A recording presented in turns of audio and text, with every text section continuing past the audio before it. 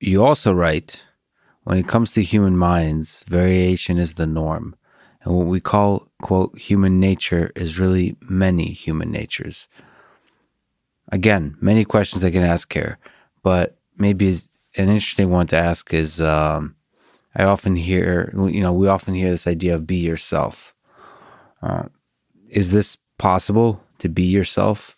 Is it a good idea to strive to be yourself? Does that even have any meaning? It's a very Western question, first of all, because which self are you talking about? You don't have one self. There is no self that's an essence of you. You have multiple selves. Actually, there is research on this. To quote the great social psychologist Hazel Marcus, you cannot be a self by yourself. Yeah. And so different contexts pull for or draw on different features of who you are, or what you believe, what you feel, what your actions are. Different contexts, will put certain things or make some features be more in the foreground and some in the background. It takes us back right to our discussion earlier about Stalin and Hitler and so on. The thing that I would caution, in addition to the fact that there is no single self, that you have multiple selves who you can be, and you can certainly choose the situations that you put yourself in to some extent. Not everybody has complete choice, but everybody has a little bit of choice. And I think I said this to you before, that one of the pieces of advice that we gave Sophia, our daughter, when she was going off to college, was try to spend time around people, choose relationships that allow you to be your best self. We should have said your best selves, but the pool of selves given the environment. Yeah, but I the one thing I do want to say is that the risk of saying be yourself, just be yourself, is that that can be used as an excuse. Well, this is just the way that I am. I'm just like this, right. And that I think should be tremendously resisted. So that's one. That's for the excuse side, but I'm really self-critical often. I'm full of doubt, and people often tell me, just don't worry about it. Just be yourself, man.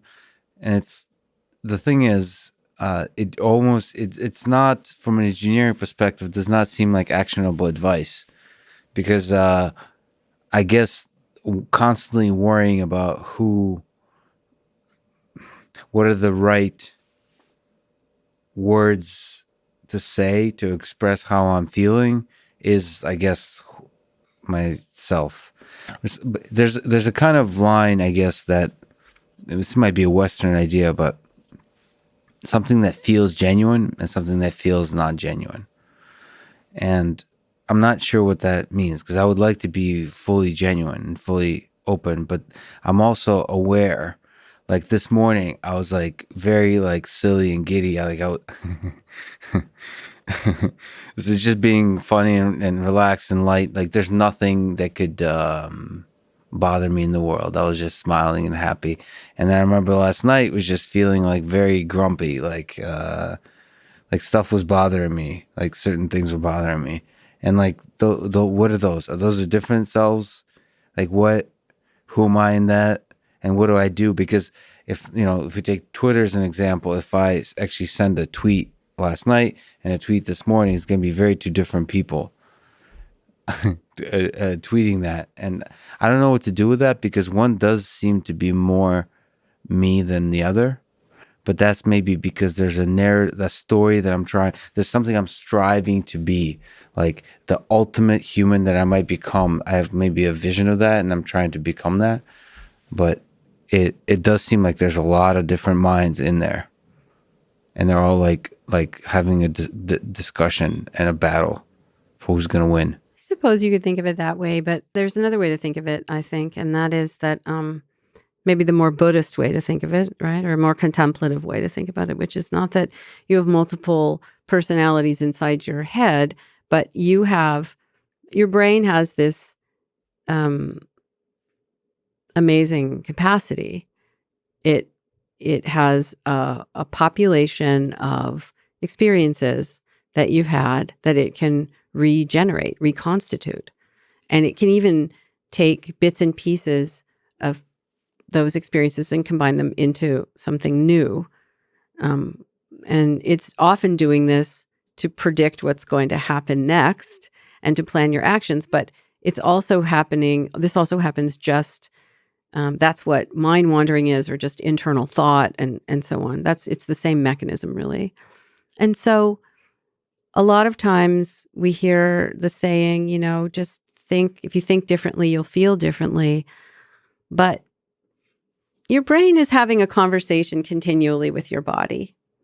And your brain's, trying to control your body. Well, trying. Your brain is controlling your body. Your body is sending information back to the brain.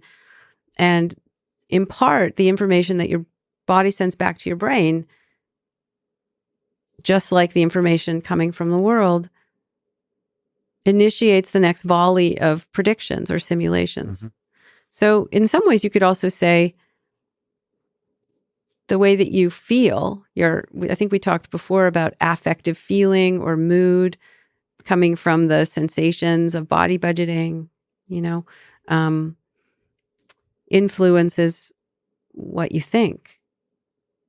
And so feelings influence thought as much as thought influence feeling, and maybe more. But just the whole thing doesn't seem stable. Well, it's a dynamic system, Mr. Engineer. Yeah. Right? It's a dynamical system, right? Nonlinear dynamical system. I think I'm actually writing a paper with a bunch of engineers about this actually. But I mean, other people have talked about the brain as a dynamical system before, but the real tricky bit is trying to figure out, how do you get mental features out of that system? Like, it's one thing to figure out how you get a motor movement out of that system. It's another thing to figure out how you get a mental feature, like a feeling of being loved, or a feeling of being worthwhile, or a feeling of, just basically feeling like shit. How do you get a feeling, a mental features out of that system? So what I would say is that you aren't, the Buddhist thing to say is that you're not one person and you're not many people.